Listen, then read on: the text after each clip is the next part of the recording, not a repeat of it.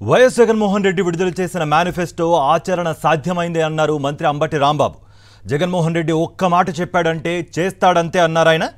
మేనిఫెస్టోను 99% అమలు చేసిన దేశంలోని ఏకైక ముఖ్యమంత్రి కేవలం వైఎస్ జగన్మోహన్ రెడ్డి మాత్రమేనన్నారు ఆయన. మహిళలకు ఆర్థికంగా వెసులుబాటు కల్పించే విధంగా వైఎస్ జగన్మోహన్ రెడ్డి విడుదల చేసిన మేనిఫెస్టో ఉందన్నారు.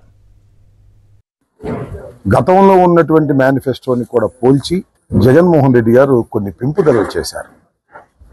దీనిలో అందరూ గమనించవలసింది ఏమిటంటే తెలుగుదేశం పార్టీ, చంద్రబాబు నాయుడు సూపర్ 6లు, సూపర్ 8లు, సూపర్ 10లు అంటే ఆచరణ యోగ్యం కానివి.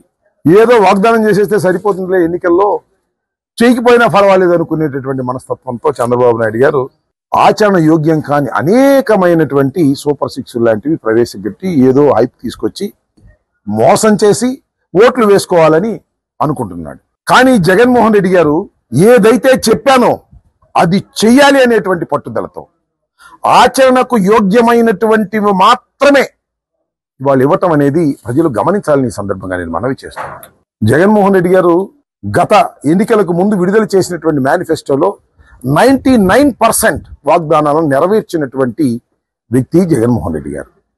ఇదే చంద్రబాబు నాయుడు గారు 2014లో ఇచ్చిన ఏ వాగ్దానాన్ని అమలు చేయలేదు, అన్నిటినీ కూడా వదిలేసి చెత్తబుట్టలో వేశాడు.